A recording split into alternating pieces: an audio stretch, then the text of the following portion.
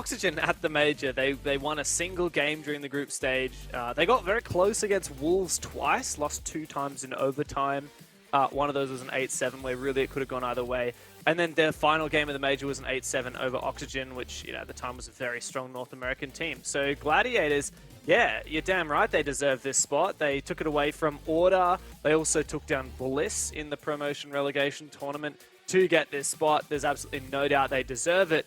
The question now isn't whether or not they deserve it, it's whether or not they can go back-to-back majors. Oh, wow. Wouldn't that be something special? Mandy, do you really think that we could potentially see this roster go back?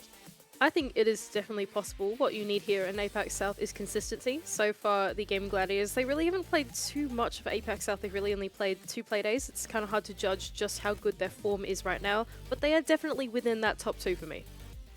Oh, top 2. I mean, you know, a team that truly is in the top 2 at this point in time, it's Fury. And I think that by all remarks and everything that we have seen from the Fury roster, Dev, they've just gone leaps and bounds ahead of where we could have ever hoped for them. We had completely written this roster off in stage 1, and I think the predictions are still kind of catching up to that point because none of us have gone for this team, even though before the Direwolves win, they were sitting on top. Yeah, well, Fury have had a fantastic comeback this year because, like you said, we did write them off in stage 1. Back then, really the only redeeming factor was Spacehead. He was like the only player on that team that looked like deserved his spot, and he doesn't even play for him anymore. You've got a big redemption for players like Dark, like Colas and Hajime. You've got BG Man and I9, formerly Napew, coming from Elevate, formerly back at the start of this year. They played on that Elevate team. Now they've made their home here on Fury, and in Stage 3, this team has been a real competitor. Not just that, but a shoo-in for the Major, which is astonishing. If you told us that in Stage 1, we would have said you're pulling our leg. But now in Stage 3, Fury are a very different beast. They certainly are, and now the top side of the bracket is only going to get more interesting from here with all these teams fighting for that number 1, number 2 spot. Let's go to the vetoes and have a look where we're headed. Mandy, before we see it, do you have any thoughts? I just hope that we do not see Cafe. Oh, thank goodness. That one has been banned out. We've seen a lot of Cafe this APAC South. We really have Villa. Okay, that's something a little bit more exciting. So for Fury, it seems like Fury like Villa. It is within their map pool. Now, you get 4 bans. You only have to learn 5 maps. I really hope I've got that math right. And Fury play quite a lot of Villa. They play a lot in the Operation League, the Tier 2 League in SEA. It seems to be something that they're quite comfortable on. On the side of the Game Gladiators, though, we haven't seen them play it in quite a while. Does that give you any concerns whatsoever, Dev? I mean, we saw what happened when Direwolves hadn't played a map for potentially ever. Yeah. Are you in the same camp? I am going to run with that one. As much as I love to go on the stats, I kind of like to speculate here. The last time Gladiators played Villa, it was against Oxygen at the Major. And there's no doubt that they would have scrimmed that map in preparation for that game as well. So you think Gladiators probably have quite a lot of international scrim experience on this map. They've also had the experience of losing to Oxygen on it, which they would have taken a lot of really important learnings from. They haven't played it since, they haven't shown it since. I'm sure that it has been reworked in their own strategies in the meanwhile. So I'm actually quite optimistic for Gladiators. I want to see what they've been working on. I want to see what they've got to cook up for us, because Fury is not going to be an easy team to beat. Even in Stage 2, when these teams played each other, it was only a very narrow 7-5 win for Gladiators. So Fury is always going to be a formidable opponent. They certainly are. And look, to be fair, both of these teams need this win. Every team right now vying for that top spot, maybe outside of Knights and Tide. But it is time to throw to our impeccable, gorgeous, incredibly high standard of casting, professionalism unlike you've ever seen in this world. It's, of course, Guz and Xenox. Oh, I, for a second, thought he was going to honestly throw to someone else, because that's certainly not true about either of us, Guz. But I am very much excited for this game between Gaming Gladiators and Fury. I know that we've basically said it all stage long that every game really matters, and all of them within their own merits. This is massive, though, for Fury. After this game, they have their break, and then they play Wildcard and Tide. Quite honestly, I'm going to say it. If Fury win this game, I think they will go to the Major. Yeah, look, I am currently frozen on my VMix feed, so I've absolutely zero idea if this is going out to broadcast, but if it is, hello world. Super keen for this game. I think the predictions were quite lopsided towards GG, admittedly, but kind of hoping that this will tighten up that mid to top table battle even further, and as well as that, I'm just keen to not be going to cafe. So a nice change of pace for us as well. That's true. We've had Cafe every single time we've casted this stage since Playday 1. Good to be on something a little bit different. Over to Villa we go for this one. GAIMIN GLADIATORS attacking first, Fury on defense. It's also our first Villa for the stage, as line does get banned out. And again, sort of going over some of the narratives here, of course. As I said, if Fury do end up winning, this puts them in basically pole position to make the major, consider wildcard tied, you know, both towards the bottom end of the standings. But more or less, then also getting rid of another direct competitor in GAIMIN GLADIATORS. And obviously then that means vice versa is true for GG, guys. They have to win this one. They have to deny Fury from getting points, and they need the points themselves. They've only played the 2 games. They've already had their bye break, but if they take down Fury, puts them back in the pack that was spoken about before. As Nook gets banned, so does the Pulse. So a lot of the roam game being taken out of this one. Yeah, very aggressive bans here from both teams. Lion excelling in helping to hunt down roamers and lurkers. Nook, a great operator to facilitate lurks on the attack, especially on a map like Villa with that basement floor. Pulse as well taken down. So again, hunting down some of these attackers will be tricky, and Nitro cells on this map also potent. And then Valkyrie, of all 4 bans, the most standard to come through. So very intrigued to see how it will play out. Means that the likes of Thatcher and all the hard breach still available. So a lot of the game here, I think, is going to revolve around the early round, actually getting that map control, and then being able to quickly transition that towards site pressure, because you are going to have the tools to get that done. It's just making sure you're able to get in those positions, and that's what the defense is going to be trying to compete against, and preventing the attackers from getting that pressure onto site itself early. Speaking of site, Aviator Games, AVG, it's where we go for the opening round. Fury on the defense first here on Villa. As I said, first time we're actually seeing this map in APAC South this stage, so not really a whole lot to go off of in terms of past subsample statistics. I think obviously Villa generally has always been slightly more favored to the defense, but as is the case with a lot of the maps now, I think attackers have generally started to sort of ramp things up a bit, and therefore I kind of consider Villa to be quite 50-50. And when I look at a lot of these bans as well, I think this really could end up coming down to fighting on site. Obviously, that roam game is so important as well, getting that map control. If you're able to do that, if you are GAIMIN GLADIATORS, then that can go a long way in finding success early on. They bring in the Ossa as well, which is a little bit intriguing, along with Flores. For AVG, a lot of it's obviously going to be coming down to clearing out a lot of that utility, and some of that utility, the keeper barriers from like Colas. You've obviously got the EDDs from Hajime as well to sort of try and clear out. The ADSs from Dark, and along with those mute jammers. So a lot to clear out, a lot to get through, try and open up this site for GG. Blackbeard, no hard breach, Nomad for flank watch, all the hallmarks of a northern push here for GG. Doesn't look like that will be the case immediately though. Instead, preempting pressure over towards Brown stairs. It's jump out from Dark, denied. Very ambitious, no trade from the window. So already chaotic, and that's what we anticipated. Chaotic early to mid rounds with these bans in play. Yeah, I don't necessarily mind that from Fury, especially early on. It's only the opening round. It's saying that site like AVG can typically be a little bit difficult to sort of push through. And if you're giving away free picks like that, it really does make it a lot easier for the attacking team. Like Colas, obviously holding top Brown stairs at the moment, doesn't peak off of losing that barrier, instead just replaces it.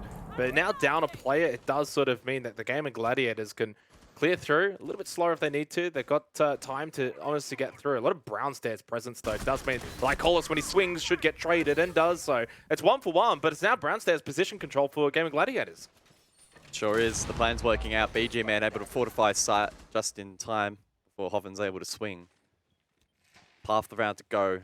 This is where that pressure is going to constrict site. I9 scouted out by the Ana clone.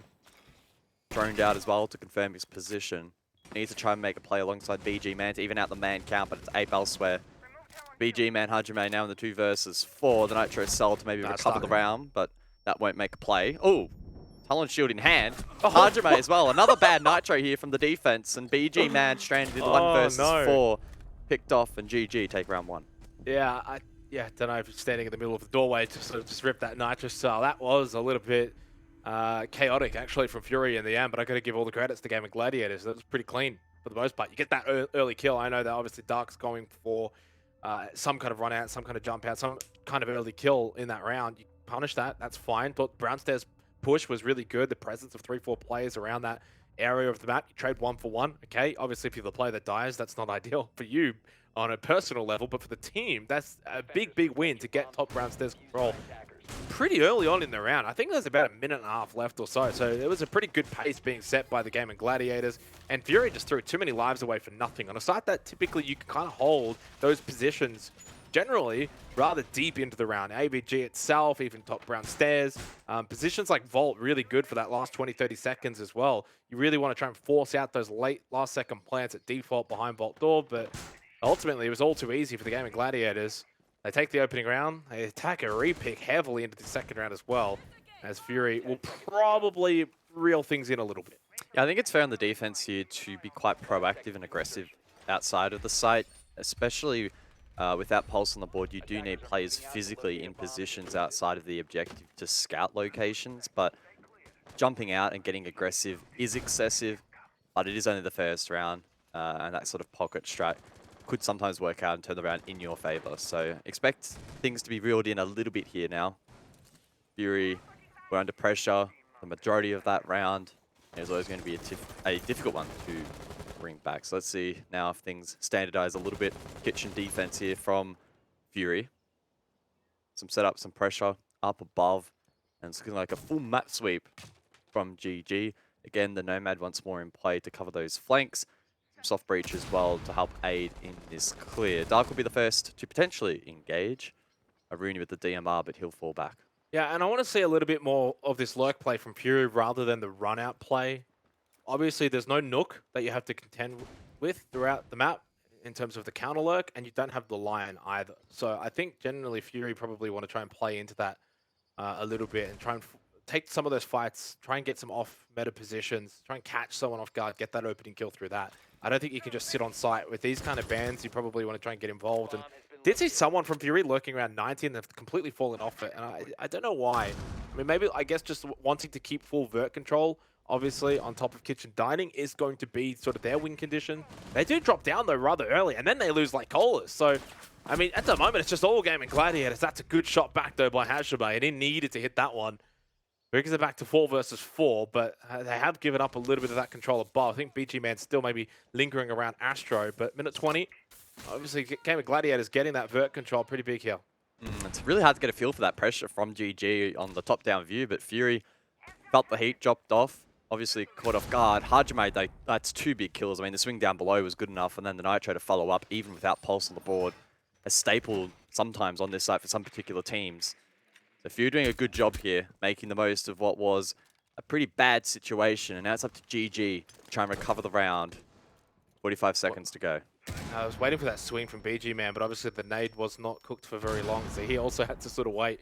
And by the time he waited that long, probably wasn't worth swinging anyway, especially with now 40 seconds left. Big Nitro Cell from I9. Well, the Nitro Cells weren't that great in the last round. This time a little bit better. Shots a little bit interesting here in Sheets is, well, I think they're just going to maybe fall away from that one. Tolji so low, managing to stay alive with Joe. Now in a 2 versus 3 time against them. Hajime's got 3 for the round.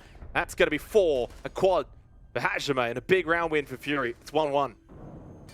Yeah, really big round. Again, I stand by that swing down below after the drop-off was a really critical one. Probably not a favorable fight, but still won it out.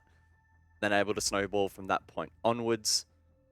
Fury able to equalize the scoreline in the process, so doing a good job. The Nitro Cells as well, quite impactful. A stark contrast to the first round where they were crutching them and ultimately failed. So just tidying up a couple of the aspects of their gameplay here is always a positive sign. Back up above we go. And in terms of the operators, nothing standing out as being too obtruse. I'd say maybe the Jackal in play is an interesting one from Joe. Expecting, anticipating some sort of extension, some sort of roam over towards the south. Fury showed last round that they are not afraid to fall off early.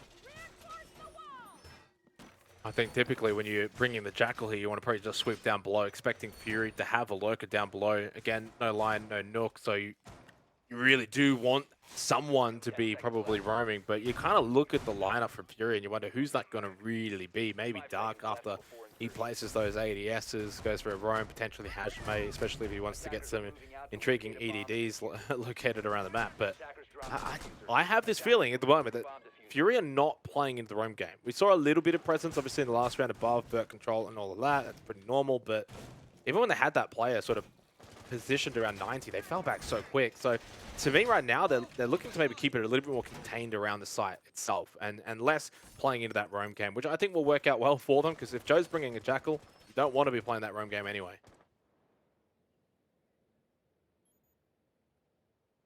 Joe posts up over towards the south. That's where GG are able to gain all this information. Tricky to know if I9 snuck through undetected. He just sweeps across now. He's able to reposition here. Catch GG off guard. Be a big play. Just post up in bar. Double sweep down below. Good coordination from Ape and Joe. GG getting good ground here on the first floor. Horizontal take could be the play in trying to clear out these roamers. Have to see how it works out though. Could be quite volatile. Same kind of mindset really as kitchen dining, right? But just sort of rolls reverse. Nice swing from I9. Like that peek on the right-hand side down the hallway. It's a really good angle onto Joe, pushing up top Brown. Expecting to get sort of pushed on here, but I think Hoven's going to give up on it. Ape does have a drone getting some information, but again, by falling down, they are not going to be able to play that horizontal take. They can come back up through red stairs, but it's barbed wired off anyway, so you're giving up intel. I think Gaming Gladiators might just be a little bit stuck here. I think the best path is to probably win the fight down below, clear out these two lurkers down below, and then push up later. Well, with Jackal dead, good luck finding them, unless your droning is going to be really good, and they showed on the top floor that it wasn't. So it needs to be tidied up here, and they only have a minute to go. So time's going to be a very precious commodity, and they're just going to walk in. Freebie for Dark. Hajime is in an off-meta position. He'll probably find a pick if someone lurks in sheets as well. So it's fallen apart here, really, for GG.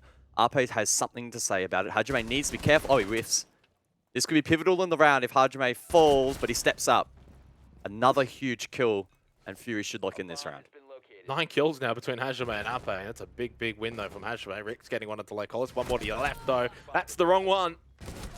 That's a BG man double kill to finish the round for Fury. They go back-to-back here on Villa after a sloppy opening round on APG. They've won the last 2, and I would probably assume they'll be heading back to Aviator Games for the 4th round forthcoming, unless barring a surprise trip down below to Library Living. Big turnaround, though, from Fury, guys, and it feels like they've sort of worked on just really cleaning things up a bit after a sloppy opening round. The next 2 rounds after that, just so much clean. Yeah, a couple good plays. I9 being able to get through undetected and not being droned. Obviously, that ultimately comes down to the attack not droning well enough, but he found his window, he made the most of it, he got the opening pick. Once that's the case, Fury can apply so much more pressure on GG, and ultimately time comes in and plays its factor as well. And unlike last round where Fury were really determined to quickly fall off at any sense of danger and get back to site, this time they stuck to their guns, it paid off. Hajime as well with a pivotal pick that could have gone either way after his initial whiff, eventually secured it. And Fury now really starting to find a bit of momentum, gather a bit of momentum. Let's see, though, if they can return to AVG and get a win this time. I would imagine this time around, probably not expecting to see Dark go for anything too crazy here. And then really, for a site like Aviator Games, you don't have to do a whole lot. I think this site, more than any on Villa, is just all about holding those critical key positions, making sure you don't give up top round stairs control too early on into the round. Obviously, you want to make sure you've got that player inside a vault. He can't get bullied out of there. Even positions like landing, study, etc. Like, just keep those key positions in your control for as long as possible. If you find an open kill or so, especially on the defense, then that's just a bonus. You just don't want to be throwing lives away. Don't be throwing away those key positions. But we'll see how they do want to play this. It looks like at the moment, though, Gaming Gladiators coming in from the northern side, looking for a push through stat trophy rather than study presence, rather than potentially Brown stairs control, which won them the round in that opening round. So they're mixing it up here, and I don't know if that's going to pay off for them. Dark just moments away from maybe collecting a freebie there on the Ape, pushing into bedroom. He survives, they survive, and for Gaming Gladiators, they really do need to find a little bit of form here going into the back half of this opening half. Otherwise, it could really slip away from them. It all starts with finding a pick here, but very determined not to put away again. They jump out and no serious pressure. Everyone falling back to site. Dark gets a single drone, then falls back. There's still 9 in the bank for GG. They'll have all their corners now covered. A small threat for a flank, but Hoven's watching that. Nitro could play a part as well from down below. But this is going to come down to a really old school, messy execute late in the round. Yeah, and I think having no presence around Brown Stairs is going to be a big factor for that. It keeps the south side very much fortified for Gaming Gladiators. There's nothing through study. I mean, it's just a very one-dimensional take at the moment from the Gladiators, except for Hoven down below. That's nice. That is a little bit different. It gets a bit fortunate by getting the down, but the Dark Light Callers falls as well. At a really inopportune time, a good position over towards 90. There's that Nitrocell. It all just pops off, though. And suddenly, from what looked like maybe an opportunity for the Gladiators, it's turned into a disaster. Fury are up 3 versus 2. Still 50 seconds, but where's that diffuser? It's over at 90, so that has to be recovered as well. This is looking awful for the Gladiators. The pulse ban having little impact on the explosive play in this match. So typical of Villa at the moment. Hoven told you. Now find themselves on the back foot after such a good start to the round for GG. 25 seconds to flush out these players, but they will get mowed down by Fury 3 rounds straight. Tactical timeout called already, and rightfully so. Gladiators are just getting, honestly, torn to pieces here by a very, very strong defense from Fury. 3-1. And again, remember to set the stakes for this match. Sometimes it's easy to just think, oh, it's just one game. It's a best of one. You have to remember what's on the line here, guys. We don't want to go into a position where we say that things are locked in. Well, we're into Playday 4 of 7 Playdays. These teams only get to play 6 times this stage as well. If Fury win this game, they only play 2 more teams for the remainder of the stage. Wildcard and Tide. One of them winless, and one of them is on a losing streak of 3. They would be in a box seat to go to the major if they can complete this game. And that then takes away a spot from Gaming Gladiators. It's that sort of 2-pronged attack. This would mean for GG, they would also have 2 losses already in the back pocket, which is not ideal. That's not what you want, especially with the way that the top end of the standings is looking like. They need to turn it around, not just for the sake of this game, but for the sake of this team returning to the major. Yeah, and if you're a neutral fan of the league, if you don't particularly favor either team, Gaming Gladiators winning this in regulation really does make the top 4 so close. It'll be a 2-point spread from Divals down to Gladiators contending for the top 2. So it would make for a very, very close finish. So trademark of APAC South towards the back end of this stage. So this is a big moment. If Gaming Gladiators here can quickly come up with a plan to win a couple of rounds here and keep it close and keep themselves in it and keep regulation on the cards, then good on them. But yeah, the last 3 rounds have been very, very disappointing from their perspective. But for Fury, they've been able to bring it right back. Obviously, the first round was basically a complete write-off. The jump out into the death, into the snowball, which they lost. But then they've been able to change up site, win a couple rounds, then go back to AVG.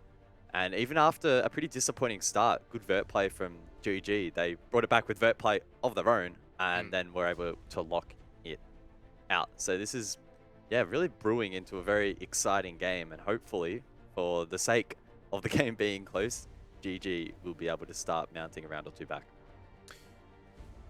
In this particular game, APAC has been performing pretty well, but has had a rough stage thus far, and when you do get APAC sort of back playing at the level that we saw from him in stage 2, guys, and obviously a big reason for them having such a largely successful stage, everyone else has sort of then started to fall away a little bit, and he started to sort of stand back up. So this is a big moment, a big turning point for Gaming Gladiators. Apparently their tactical timeout now turning into a technical timeout, so obviously that may just take a little bit longer, and I think that's probably more to the favor of the Gladiators. Fury will honestly feel as if this is going to end up being too long, and who knows what sort of repercussions that may have. But, you know, in all honesty, sort of now flipping the script a little bit over to Fury, staggering sort of storyline that this team has produced for this calendar year for 2022. You think back to stage 1, 0-7, -31 round differential. Stage 2 was the improvement stage, guys. It's where we saw a couple of roster changes as well. They got 9 points from that stage, 3 wins, 4 losses. Stage 3, they haven't had a single regulation loss. Only the one OT loss, that was back in Playday 1 to the Direwolves, who at the moment sit in top spot. So massive turnaround from Fury. It's great to see them sticking with it, really, as a team throughout the entire year, improving, and now in a position where, honestly, they're not that far away from making a major. It's not like it would be locked in, even if they do win this game, but boy, they'd be in the box seat. They'd have to stuff it up. They'd have to lose to Wildcard and or Tide, and that would be basically a throw from Fury, the way they're playing this stage. But for GAIMIN Gladiators, down 1-3 at the moment, again, for those just tuning in. Tech timeout now has been called, so it may take a little bit longer here, hopefully not too much longer, but they've got to win this game. They have to, honestly, even get all 3 points. Yep, exactly. So the next couple of rounds are going to be key. GG haven't had a good start, but if they bring it back through 3 the half, that would be okay on a 50-50 map like Villa. I would be a little bit concerned for them if they're heading into their attack, into their defense at a deficit. Wouldn't look great on them. Especially at the moment, I just don't think they're particularly in sync with what they're trying to achieve. And with those bans being in play, you need to be quite coordinated on your extensions on the defensive roam. And we've actually seen that from Fury, ignoring the first round, actually be quite strong and pose quite a few issues for GG, where they're just being a little bit slow in getting that map control, don't look particularly confident, and then that transition, they're under quite a bit of pressure, not necessarily from Fury themselves, but from the clock, where they know they need to make a move, and Fury have the positions and the utility in place to lock down those pushes as a group. So yeah, keen to see how this plays out. As for I was just going to say, as for why we're waiting, well, we're not waiting anymore. So back into the game, round 5. Fury again with a 3-1 lead if you are just joining, over to Kitchen and Dining for the first time in this game. And this does really feel like a critical point in this match. Yeah, it certainly does. It's a turning point. It's a turning moment with basically 2 rounds to go in the half now. I sense GAIMIN Gladiators have to win 1 minimum. Ideally, they win the last 2. Bring up that 3-3 scoreboard, and then you can go into the second half feeling a little bit more confident. And, you know, maybe, who knows, this could end up being rather defender-sided. I will add, obviously, we've spoken about the bans, and I think it actually probably puts a little bit more pressure on the attacking team. Not having that Nook, not having that line available to be able to clear out the map and roam a little bit. It does make things a bit more tricky. So we'll see what happens, obviously, in that second half before we sort of do make those assumptions. But at the moment, 1 sloppy round from Fury and then 3 great rounds from Fury, and that's really the main takeaway. We need the Gladiators to really set the tone themselves. Can they do it though? Let's see. They have the tools available. Buck Sledge, so double vert. Again, Nomad in play, so the reflank, the retake is going to be tricky. Fury. Expect that Yana to scout info and also have nades in pocket alongside Joe. Hard Breach as well now in play with Grix. Let's see if Gladiators can really piece it together. The first element of the defense that needs to be cracked is this triple wall. It has been reinforced, and Hajime has posted up. He's been so strong in these power positions. The stats have been reset due to the rehost, but I believe he was on 9 kills at the time the rehost was called. Really been popping off. And again, Fury just dropped straight off. Like, the tiniest bit of pressure, and Fury are gone. Yeah, so GG need to quickly transition this control and get work done. It's like I said before, it's almost as if they don't want those engagements. They don't want any sort of even roam game or even a battle above that. Yeah, any bit of pressure, and they just drop straight down and give up those kind of positions. Which, one credit to GAIMIN Gladiators is they've done this a little bit quicker in the round 2, right? So now they're actually going to benefit a lot from it.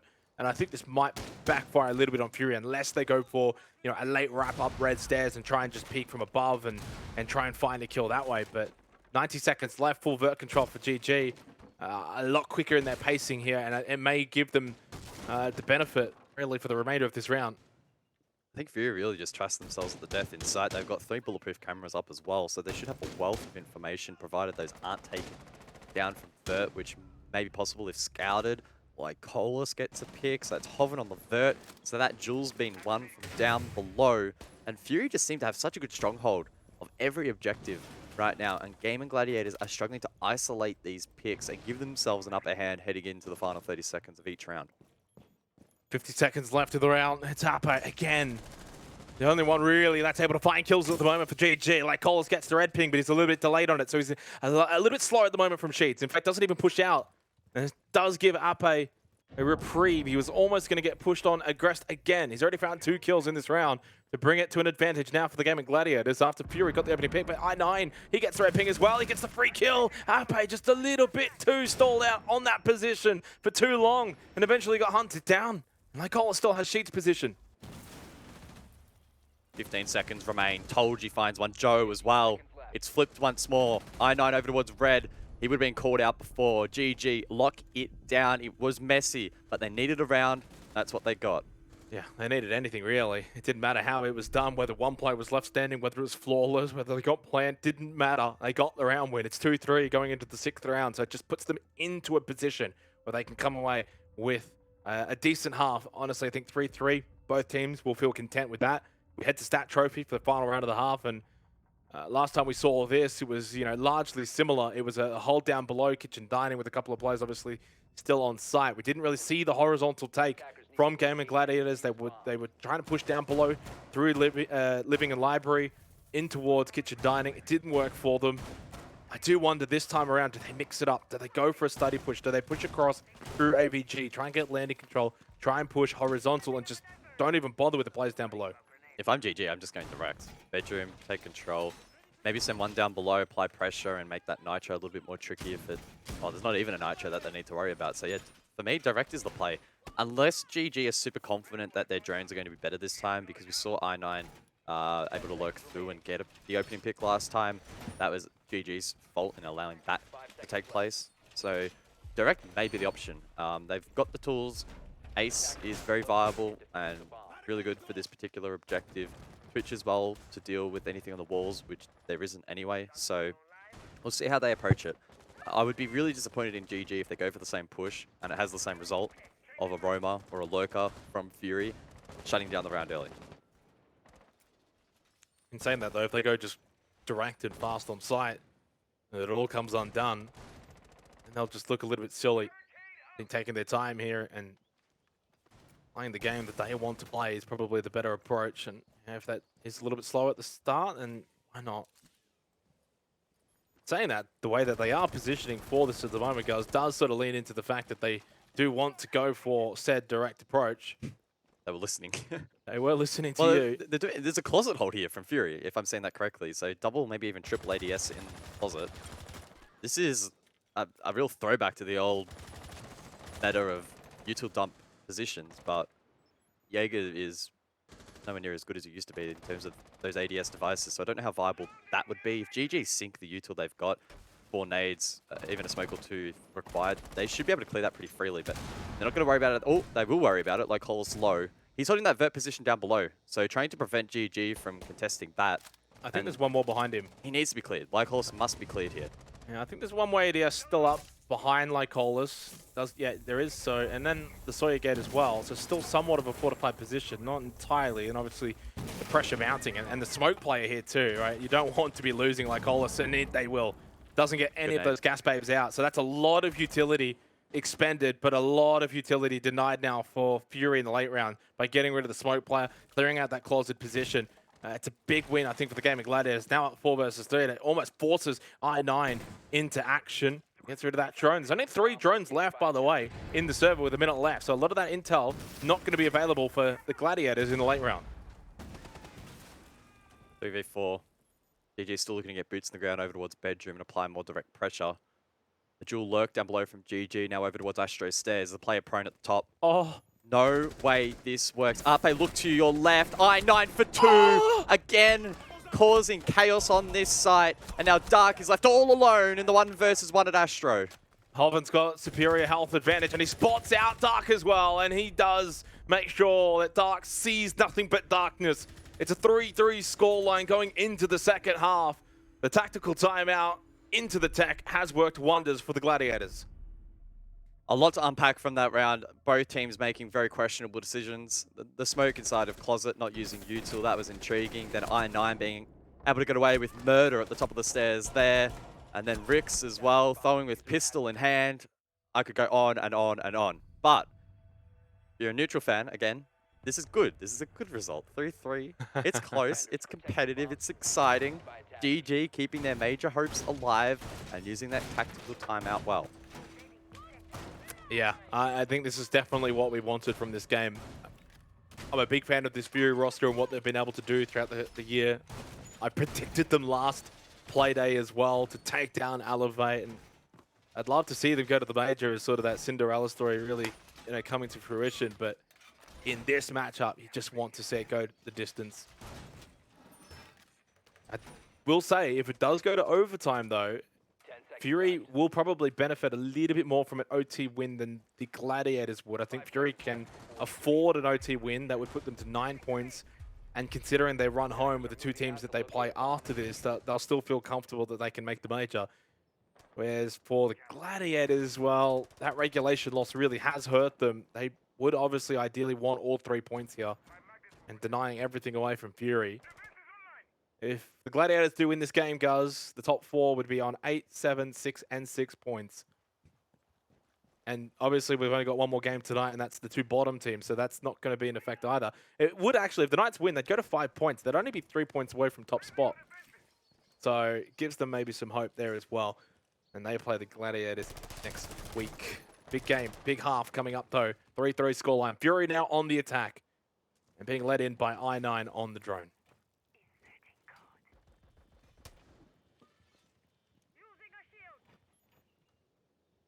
If you're a Knights fan as well, this game could have a couple of permutations for their hopes in making the major.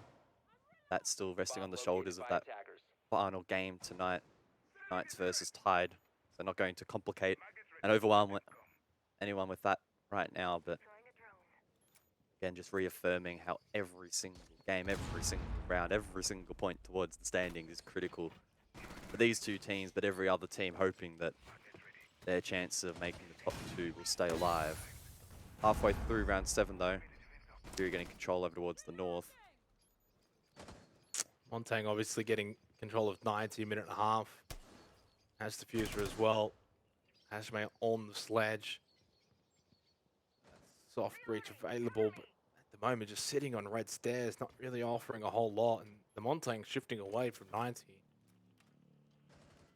They're lurking down below. This is such a contrast to what we saw in the first half. Very slow going from Fury. Not looking to get into a brawl. Oh, Hajime down below has a player now above him as well, walking on up. Holman gets a double kill. He just walked up red stairs, I think, and he's just been able to collect it. And they're probably wondering, Hajime, what are you doing? What are you watching? Dark does get the kill, but it's a 1 for 2. It's a little win there for the Gladiators. And obviously now it's Lycolis looking to go for that default plant and being watched by Dark. Have GG got anything to stop that? Not necessarily. I think those nitros all but gone. One nade, and that's from APAC.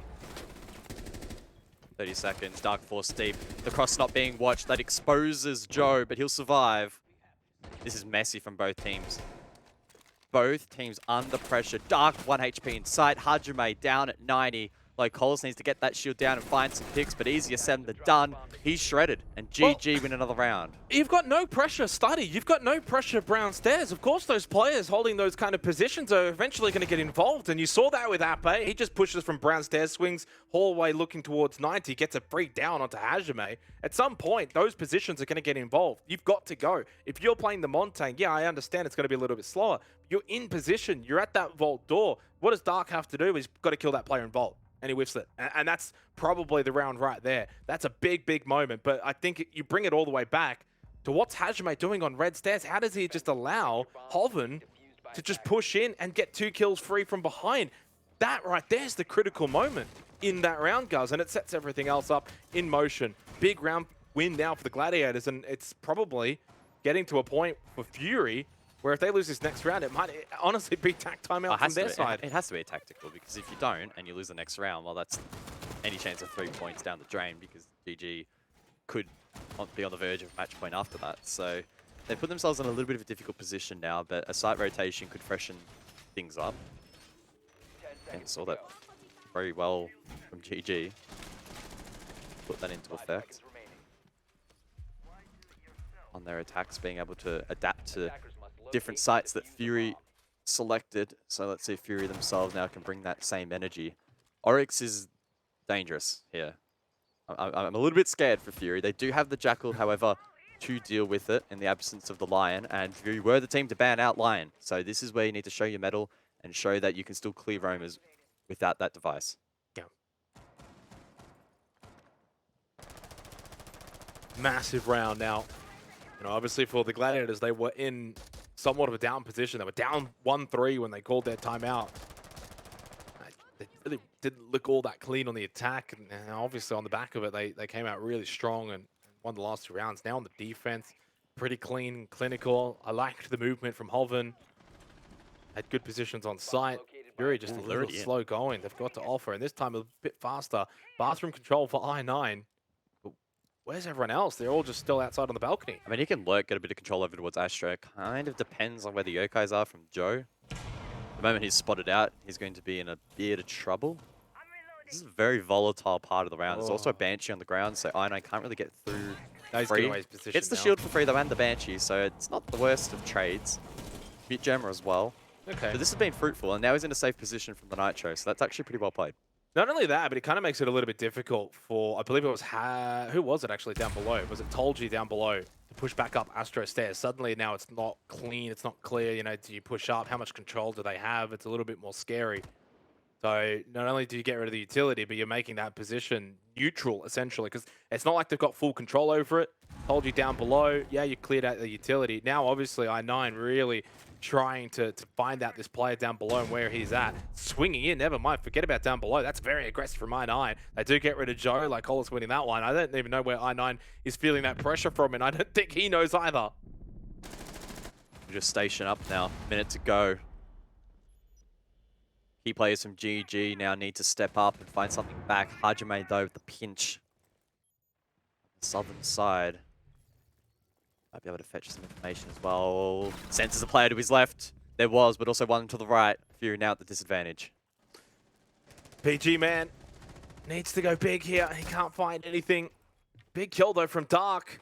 And he might just get a second one as well. He ended up just shooting into the shield. PG Man did get that trade, though, and he did go big in the end, but Tolji finally pushing up backstairs, and he just couldn't quite get it down onto Lycolas. Half health Tolji runs back downstairs. Lycolas stays alive, diffuser in hand. He's got to go for this plant, though, at some point. He gets the headshot onto Hoven. Tolji's made his way back up into Astro. Damage onto PG Man, knows where he is. Red ping on the plant. He just has to take this play down. Lycolas falls. Tolji just has to hide. Oh, what are you doing? Why? Why do you do that? Why? Guys, why? I think he just felt too much pressure, felt the need to go for the Oh. pick. It's a 50-50. If he tries to hide, he could have gotten swung from the other side. There's So 2 seconds left. yeah, it's hard to fault him. I think the adrenaline's pumping. We've seen multiple times, multiple POVs, different players. There have been some jittery moments in this game. So many ones that should be sure kills, 90% plus chance of kill, that have just been whiffed. Whether it be into a shield or just off the side of the head, it is making these rounds so volatile. So much pressure in this game at the moment. 4-4, the scoreline over to Kitchen. Man, almost single-handedly winning that round and then just... Yeah, I mean, look, I agree, obviously, tense moments, right? That's the difference between being the best, is being able to handle those tense moments and understand what you've got to do. And unfortunately, Fatology did half of it. He did a lot, but just couldn't quite finish it off. Big round win for Fury. Against the grain as well, might I add. You know, we were talking about if they lost that round, it's timeout time. Well, they don't have to go timeout time yet. Now it's 4-4. They get sort of a bit of a free swing into this next round. They take out Stat Trophy, do go downstairs to Kitchen Dining. It's all largely kind of similar. Obviously, I'm expecting somewhat of a vert hold above from GG. And how Fury want to sort of play into that could be identical. They could go for a bit more direct, though. Don't think we saw a lot of directness on Kitchen Dining from GG on their attack. See what Fury have to offer here, but what a game so far.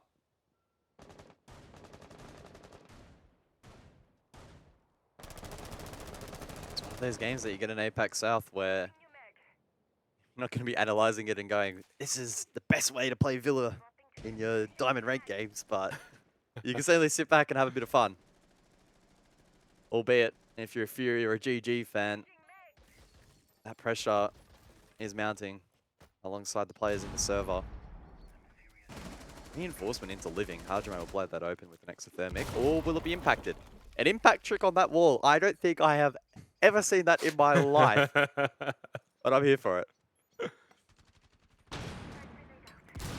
I mean, that's just map pressure, though. And I think that's one thing that the Gladiators have probably done better overall of the course of this game, is their map pressure's been honestly quite better. And even this hold now from Holven too, with the keeper barrier going up. So it's like, okay, we got the wall open, but now you've got to deal and use more utility to get rid of that keeper barrier. It does get pinged out, so Nate will go and try and clear out the barrier.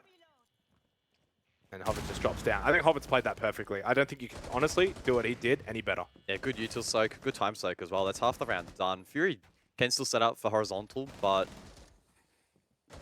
yeah, it could have been a little bit cleaner. Arpe, though, drops BG Man, who was in the middle of sight. Yeah, I Didn't don't know catch what that. BG Man's doing there. DG caught it, though. Hoven, though, will be discovered by Hajime, exposing himself to that angle. 60 seconds to go. Like, Coles has the diffuser in hand. He's over towards the south, so he might go for a plant near that music door through Laundry. I9 to try and cover, but Joe's still up above. It hasn't been cleared by Fury. 4 versus 3 now. Gladiators just finding the pick, seemingly from, it feels like almost nowhere. Dark's got to be careful here. Well, he checked the wrong angle, and Ape will make him pay. And Ape is having a massive game so far. Somehow he even gets that headshot. What was that? It was almost a hit by a headshot out of the ADS. Oh. But like Colas with a double, it walks straight into him. Well, maybe there's more to this round to come. 27 seconds left. He does have the diffuser from a 1 versus 4 down to half health. Just has to send it in, despite the players having somewhat of an advantage, having one player above. He has to get on site. He has to stick it. Oh, okay, that's just bullying. Round over. Pretty simple denial in the end. Thought maybe there'd be a fake or two in that with some time remaining to isolate the ones, but pros don't fake.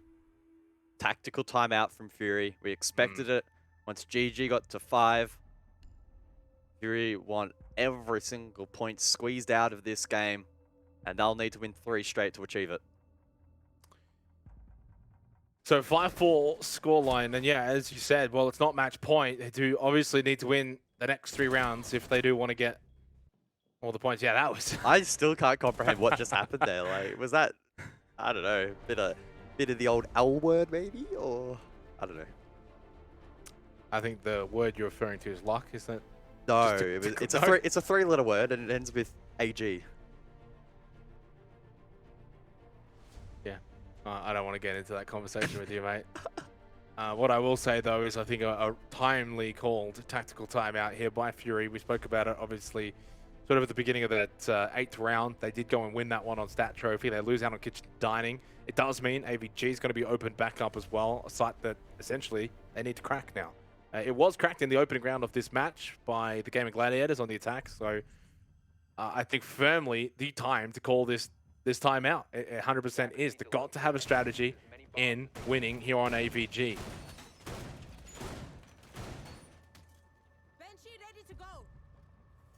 And the big standout that you highlighted last time was the lack of lurk over towards study.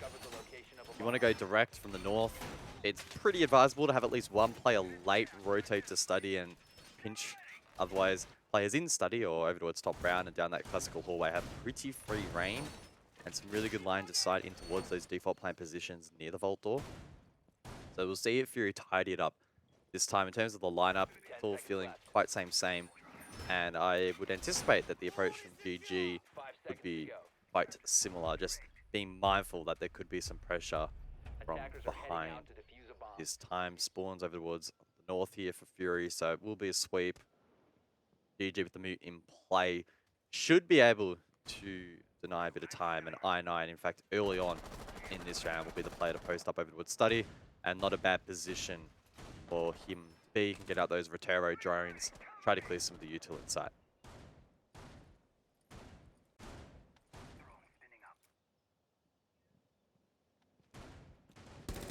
So the Gladiators 1 round away from securing a point in this matchup. 2 rounds away from keeping their hopes of attending the major alive. And puts a big dent into the chances for Fury, but not a knockout blow. Fury will still have their chances in Playdays 6 and 7 to get themselves there. But for now, feels like it's up to the Gladiators to keep their chances alive, because as we've kind of said, if they lose this, I think it's done. But at the moment, looking like the better team, I will say that. I think when we look at the 9 rounds that are played, 5-4 scoreline is a rightful one.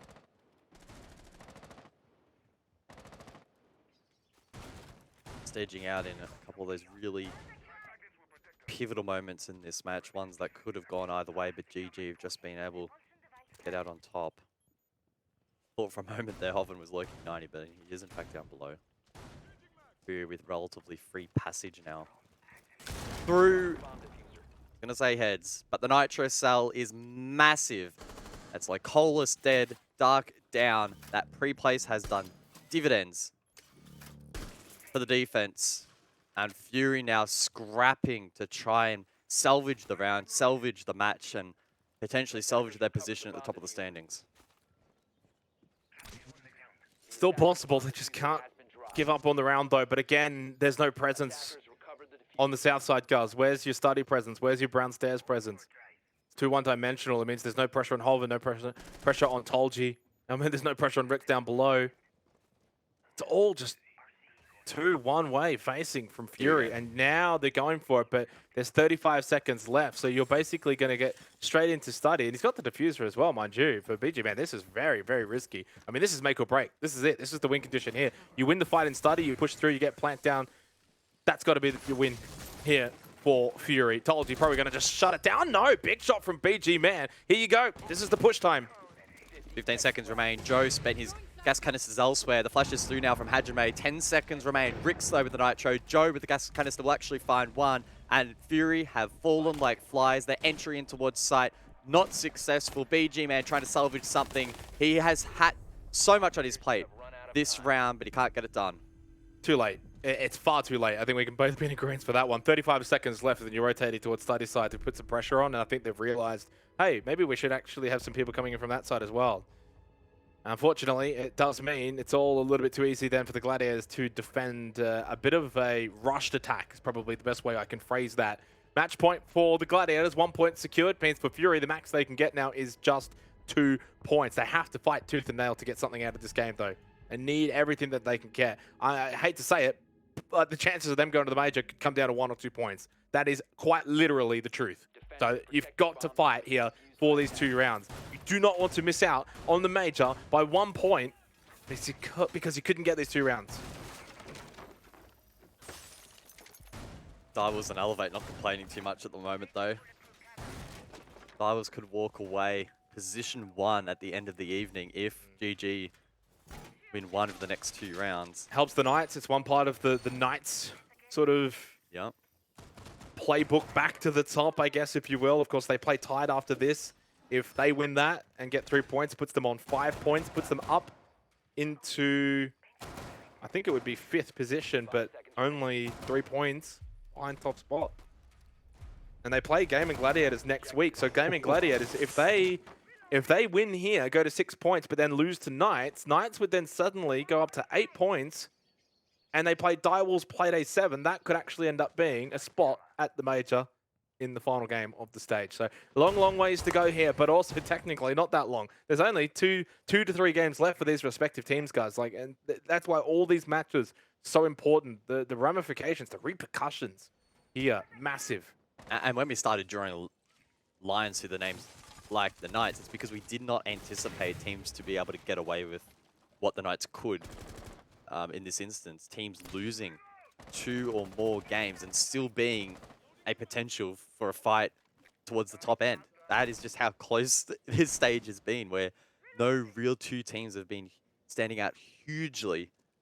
No team has been flawless so far at all. Divers, of course, doing a good job to only drop a singular point so far, but there have been faults.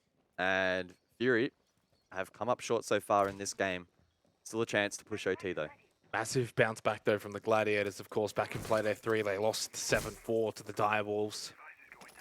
This is a team that obviously has big aspirations. Here we go. They lose Ricks though, and they do get the trade.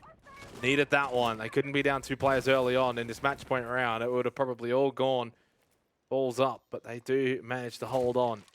So 4 versus 4, 90 seconds left in the round. Still feels like from here, though, Gladiators to lose. Decent pressure on the breach now established. Drones through for like Cole as a smoke deployed. Will Fury try and play off the back of it? I9, that awkward line of sight across towards the B bomb site. Hunts for something with the 417. Doesn't find his mark. 60 seconds remain. No smokes left now. So no play made off the back of that. Like Colas spots one to the left at stat. Can't find the pick though. 50 seconds. It's trickling down. Fury have struggled with their time management in this match so far. And it might bite them once more. They need to get an entry and I9 sends it. I9 does land that shot and gets the kill onto Hover. Entry successful. I9 gets the second as well. The follow-up's perfect. Low on health. He goes prone. Hajime gets through to Tolji. Fury are fighting. They will not give up just yet. It's 6-5 on the scoreboard. They need one more round to send this one to overtime.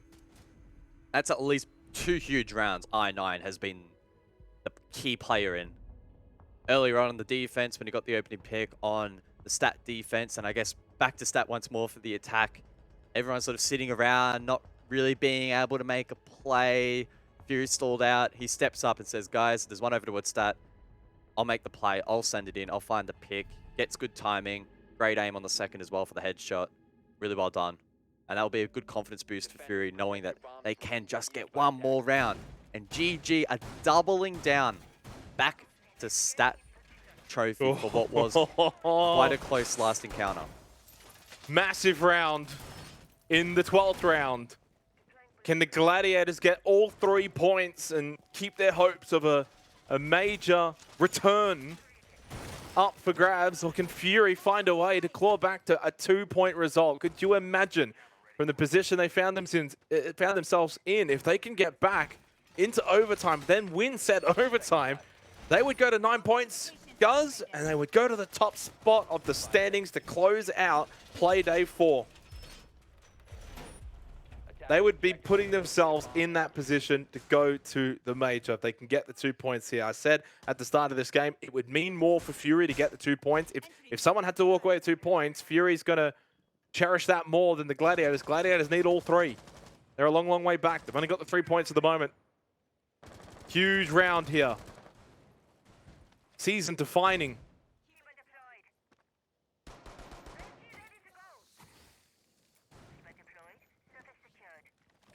Comes down to this then. The final round of regulation. A repeat of stat trophy. The GAIMIN Gladiators.